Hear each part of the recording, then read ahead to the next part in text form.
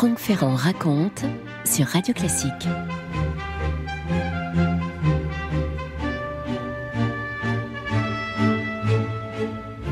Il fait beaucoup de vapeur, ce train qui nous conduit d'Orléans à Paris. Nous sommes au mois d'août 1890 et sur une des banquettes de deuxième classe, parce qu'il est soldat, vous avez un jeune homme, il a 19 ans, belle allure dans son uniforme de l'armée française. Plus tard, il avouera s'être montré assez fier de tous ces regards qui se dirigeaient vers lui, des regards de la gent féminine. Pourtant, si l'on y regarde de près, la capote est un peu grande, il faut bien le dire. Le shako descend trop bas sur le front. On voit tout de suite que ce jeune homme n'est pas un militaire de carrière, non. C'est un soldat de deuxième classe qui s'appelle Marcel Proust. Il effectue son service militaire d'1 an au sein du 76e régiment d'infanterie. Il l'a réalisé, devrais-je dire, puisque en août 1890, ce service militaire a pris fin et il profite donc de sa dernière permission. Il vient de monter dans le train qu'il conduit à Paris, d'où il va prendre un autre convoi en direction de Cabourg, chez des amis. Et pour tuer le temps, Marcel a emporté des livres, bien sûr, mais il a aussi mis de côté un petit questionnaire qui est très à la mode. C'est une de ses amies qui le lui a confié, un petit jeu anglais sur papier qui se nomme Confession et qui en vérité est une série de questions personnelles. Il faut se plier à tout un questionnaire et l'intérêt, c'est de conserver ces confessions, de refaire le questionnaire quelques années plus tard et de voir comment ont évolué les goûts, comment s'est formée la personnalité au fil du temps. C'est la 3e fois que Proust se plie à ce petit jeu. Premier renseignement, le principal trait de mon caractère, et voici la réponse de Marcel, le besoin d'être aimé et, pour préciser, le besoin d'être caressé et gâté bien plus tôt que celui d'être admiré. Ensuite est indiqué la qualité que je désire chez un homme. Il répond des charmes féminins. Et à la ligne suivante, la qualité que je désire chez une femme, réponse des vertus d'homme et la franchise dans la camaraderie. Tout est dit quasiment, vous vous rendez compte, en 3 questions, on a l'impression que la personnalité même du futur grand auteur est déjà résumée. Quand on lui demande quel est son peintre préféré, il répond « Léonard de Vinci et Rembrandt », comme s'il fallait réconcilier le dessin du Midi et les brumes du Nord.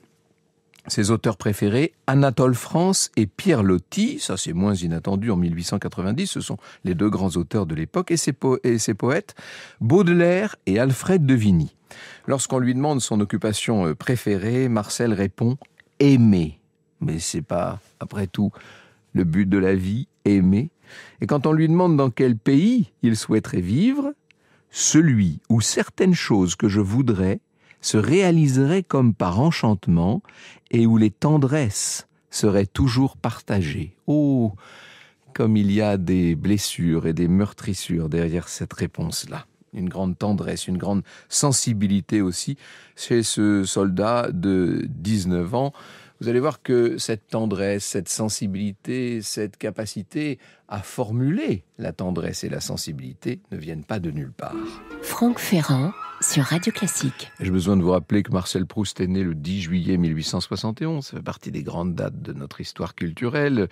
Il est né dans une bonne famille parisienne, d'un père catholique et d'une mère juive. Son père, le professeur Adrien Proust, est un médecin originaire de la ville de Dillier, non loin de Chartres. Il fait partie des grands mandarins de son époque. 2 ans après la naissance de Marcel, il y a un petit frère qui est arrivé, Robert, dont Marcel partagera évidemment toute l'enfance. Alors, si vous voulez vous plonger dans la biographie de Marcel Proust, le mieux c'est d'avoir recours à Jean-Yves Tadier, évidemment. Et voici ce qu'il écrit à propos de l'enfance de Marcel, celui qui n'est pas encore le petit Marcel. Le petit Marcel, c'est le nom qu'on donne au narrateur de la recherche. On a voulu, par supposition et sans preuve, dans la naissance de Robert, voir un traumatisme infligé à son frère, dont la jalousie aurait été ainsi excitée, et d'autant plus dangereusement qu'elle était inconsciente. Or, les 2 frères ont été élevés de la même façon, habillé de la même manière comme le montrent les photos familiales successives conformes à la mode du temps, en robe, en jupe écossaise sur une première illustration, en leggings et lavalière, en redingote de chaque côté de leur mère sur une seconde. La ressemblance physique frappe d'autant plus qu'ils sont plus jeunes, mêmes yeux admirables, même front, même nez. Le visage de Robert est à peine plus lourd, plus large. À partir de l'adolescence, les divergences s'accentuent, l'un plus vigoureux, sportif, massif, l'autre frêle et comme évanescent. Marcel, c'est le frêle et l'évanescent, évidemment, qui toute sa vie restera proche de ce frère cadet, bien que celui-ci n'apparaisse jamais dans la recherche. Le narrateur, le petit Marcel, n'a pas de frère dans la recherche. Entre 6 et 10 ans, les deux frères se rendent à Illiers très régulièrement. C'est là que vivent leur oncle et leur tante, Jules et Élisabeth Amiot. Dans la recherche, Proust évoque alors infiniment ce petit village qui devient Combray. Et d'ailleurs, vous savez que la commune s'est rebaptisée ensuite Illiers-Combray. La Madeleine, oui, je sais que certains d'entre vous l'attendent, alors la voici. Et tout d'un coup, le souvenir m'est apparu. Ce goût, c'était celui du petit morceau de madeleine que le dimanche matin à Combray, quand j'allais lui dire bonjour dans sa chambre, ma tante Léonie m'offrait après l'avoir trempé dans son infusion de thé ou de tilleul. La vue de la petite madeleine ne m'avait rien rappelé sans que je n'y eusse goûté. Peut-être parce que, en ayant souvent aperçu depuis, sans en manger sur les tablettes de pâtissier, leur image avait quitté ces jours de Combray pour se lier à d'autres plus récents. Peut-être parce que ces souvenirs abandonnés si longtemps hors de la mémoire, rien n'en survivait. Tout s'était désagrégé les formes, et celle aussi du petit coquillage de pâtisserie, si grassement sensuel, sous son plissage sévère et dévot, s'était abolie ou ensommeillée, avait perdu la force d'expansion qui leur eût permis de rejoindre la conscience. Mais quand d'un passé ancien rien ne subsiste, après la mort des êtres, après la destruction des choses, seule, plus frêle mais plus vivace, plus immatérielle, plus persistante, plus fidèle, l'odeur et la saveur restent encore longtemps, comme des âmes, à se rappeler, à attendre, à espérer sur la ruine de tout le reste, à porter sans fléchir, sur leurs gouttelettes presque impalpables, l'édifice immense du souvenir. Je vous ai dit qu'il était un peu frêle, Marcel Proust. Oui, il aura toute sa vie une santé fragile, fortement aggravée par une psychologie que vous aurez compris très flottante. Le printemps, pour lui, c'est la saison pénible. C'est paradoxal. Et quand on se promène dans cette jolie région de Beauce, quand on est à Illiers, qu'on voit tout fleurir partout, et on se replonge dans l'atmosphère de la recherche, et on se dit que c'est la saison parfaite, merveilleuse, profuse, eh bien, pour lui, les pollens sont très pénibles. N'oubliez pas qu'il est constamment agité de crises d'asthme, et puis cette lumière trop grande, et puis les sorties à 9 ans, quand il rentre d'une promenade au Bois de Boulogne avec ses parents, il se met carrément à étouffer, et son père pense que son enfant va mourir, et le père est un grand médecin, donc c'est sérieux. Il y a un ultime sursaut qui va le sauver, et maintenant il y a cette menace constamment sur cet enfant. La mort peut le saisir dès que revient le printemps, comme ça, dans une promenade n'importe où. C'est la crise d'asthme qui pourrait être trop forte. Alors il va sortir de moins en moins de chez lui à la belle saison, et puis peu à peu il sortira de moins en moins à toute saison, me direz-vous. Alors que son frère, lui, Robert, est toujours à l'extérieur, toujours à courir et à vivre la vie de son âge. Voici ce que va écrire Marcel à propos du rituel de la littérature, et pour savoir ce qu'il en pense, il faut aller chercher ça dans la préface qu'il a écrite au grand ouvrage de son auteur préféré, et dont il a fait beaucoup de traductions, qui est Ruskin, bien sûr. L'ouvrage s'appelle Sésame et les lys, et cette préface a été tirée à part sous le titre Sur la lecture. C'est un renseignement, une source extraordinaire pour connaître l'enfance de Proust et son rapport à la littérature en général, et plus exactement aux livres. Qui ne se souvient comme moi de ces lectures faites au temps des vacances, qu'on allait cacher successivement dans toutes celles des heures du jour qui étaient assez paisibles et assez inviolables pour pouvoir leur donner asile? Le matin, en rentrant du parc, quand tout le monde était parti faire une promenade, je me glissais dans la salle à manger où, jusqu'à l'heure encore lointaine du déjeuner, personne n'entrerait que la vieille Félicie relativement silencieuse et où je n'aurais pour compagnon très respectueux de la lecture que les assiettes peintes accrochées au mur, le calendrier dont la feuille de la veille avait été fraîchement arrachée, la pendule et le feu qui parlent sans demander qu'on leur réponde et dont les doux propos vides de sens ne viennent pas comme les paroles des hommes en substituer un différent à celui des mots que vous lisez. Malheureusement, la cuisinière venait longtemps d'avance mettre le couvert, si encore elle l'avait mis sans parler, mais elle croyait devoir dire « Vous n'êtes pas bien comme cela, si je vous approchais une table » et rien que pour répondre « Non, merci bien », il fallait arrêter net et ramener de loin sa voix qui, en dedans des lèvres, répétait sans bruit en courant tous les mots que les yeux avaient lus. Il fallait l'arrêter, la faire sortir et, pour dire convenablement « Non, merci bien », lui donner une apparence de vie ordinaire, une intonation de réponse qu'elle avait perdue. L'heure passait, souvent, longtemps avant le déjeuner, commençaient à arriver dans la salle à manger ceux qui étaient fatigués, avaient abrégé la promenade, ils disaient bien « Je ne veux pas te déranger », mais commençaient aussitôt à s'approcher du feu, à consulter l'heure, à déclarer que le déjeuner ne serait pas mal accueilli. On entourait d'une particulière déférence celui ou celle qui était resté à écrire, et on lui disait « Vous avez fait votre petite correspondance » avec un sourire où il y avait du respect, du mystère, de la paillardise et des ménagements, comme si cette petite correspondance avait été à la fois un secret d'État, une prérogative, une bonne fortune ou une indisposition. Quelques-uns, sans plus attendre, s'asseyaient d'avance à table à leur place. Cela, c'était la désolation, car ce serait d'un mauvais exemple pour les autres arrivants, à les faire croire qu'il était déjà midi et prononcer trop tôt à mes parents la parole fatale « Allons, ferme ton livre, on va déjeuner ». De la jeunesse de Proust, nous connaissons évidemment ce qu'il a bien voulu laisser dans ses écrits. Alors, il y a toute cette transfiguration infinie du premier long chapitre du côté de chez Swann, Combray, et puis la Madeleine et la lecture et le baiser du soir de cette mère qui n'en finit pas de monter, dire bonsoir. Et puis, ça, ce sont les symboles de l'enfance proustienne. La place de la mère est évidemment très très importante.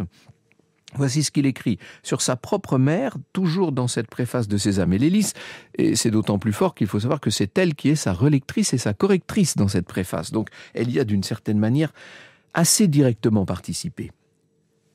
Pour un roman, pour des vers, chose où elle se connaissait très bien, elle s'en remettait toujours avec une humilité de femme à l'avis de plus compétents. Elle pensait que c'était là le domaine flottant du caprice où le goût d'un seul ne peut pas fixer la vérité. Mais sur les choses dont les régis et les principes lui avaient été enseignés par sa mère, sur la manière de faire certains plats, de jouer les sonates de Beethoven et de recevoir avec amabilité, elle était certaine d'avoir une idée juste de la perfection et de discerner si les autres s'en rapprochaient plus ou moins. Pour les trois choses d'ailleurs, la perfection était presque la même, c'était une sorte de simplicité dans les moyens, de sobriété et de charme.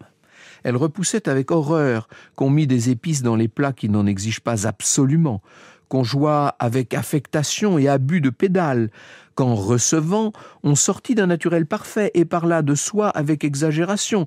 Dès la première bouchée, aux premières notes, sur un simple billet, elle avait la prétention de savoir si elle avait affaire à une bonne cuisinière, à un vrai musicien, à une femme bien élevée. Elle peut avoir beaucoup plus de doigts que moi, mais elle manque de goût en jouant avec tant d'emphase cette andante si simple. Ce peut être une femme très brillante et remplie de qualités, mais c'est un manque de tact de parler de soi en cette circonstance.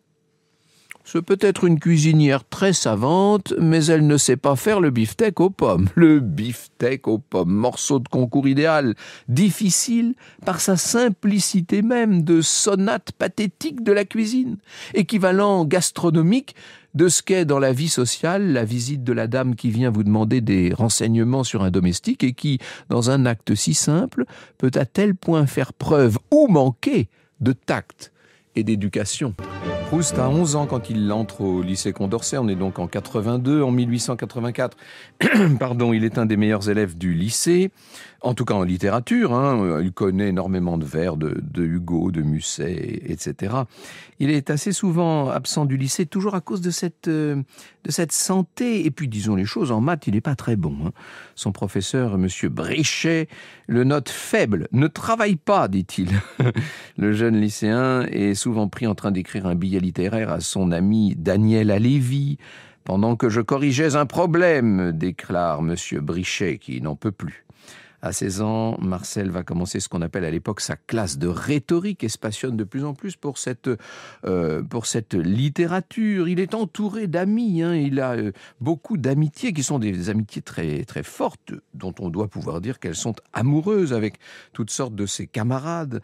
Et ils vont créer ensemble des revues littéraires, notamment une qui paraît le lundi, qui s'appelle d'ailleurs Lundi. Proust signe là-dedans des critiques littéraires en s'inspirant un peu de ce que faisait Sainte-Beuve dans ses causeries du lundi, des critiques sur Théophile Gautier ou sur Corneille, ou même sur sur tout ce qui peut lui passer sous la main. C'est assez drôle lorsqu'on sait l'attitude extrêmement critique. La réserve, c'est le moins qu'on puisse dire de Proust à l'égard de Sainte-Beuve. Et puis des articles avec Robert Dreyfus, Daniel Halévy dans la Revue Verte, la Revue Lilas. Et par l'entremise de Jacques Bizet, Proust est introduit dans le salon de Madame Strauss. J'ai déjà parlé de ça ici, n'est-ce pas ? C'est le début pour lui de la fréquentation des grands salons de ce Paris extrêmement mondain. Très tôt, nous dit Jean-Yves Tadier, Proust invite Madame Strauss et son fils au théâtre, envoie des fleurs à celle-ci, lui adresse des compliments et toute sa vie, il a faim d'être amoureux d'elle, à la fois parce qu'elle attendait ce comportement de tous ses admirateurs, mais parce qu'il aimait en elle tout ce qu'il pouvait aimer chez une femme, l'esprit, le charme, l'élégance, l'affection, l'allure maternelle, sans avoir à la désirer, puisqu'on est tout à fait excusable de ne pas désirer la mère d'un de ses amis. Enfin, l'attirance d'abord inconsciente du futur artiste pour son modèle. L'autobiographie raconte ce qu'il a vécu, le romancier vit pour raconter. Franck Ferrand sur Radio Classique. Et le voici donc en 89, envoyé faire son service militaire. C'est Paul Desjardins, son ami Desjardins, qui brosse de lui ce portrait la même année.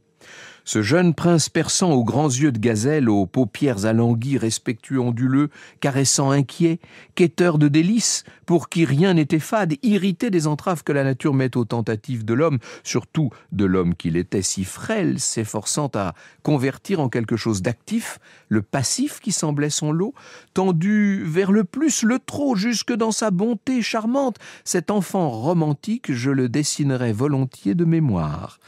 Marcel Proust va faire donc son service militaire et puis à la fin de l'été 90, vous l'avez vu, il en est revenu et il en est revenu avec une certitude et avec une décision immense. Il veut vivre de sa plume. Eh bien aujourd'hui pour beaucoup, c'est cette plume qui donne la force de vivre. Vous écoutez Radio Classique.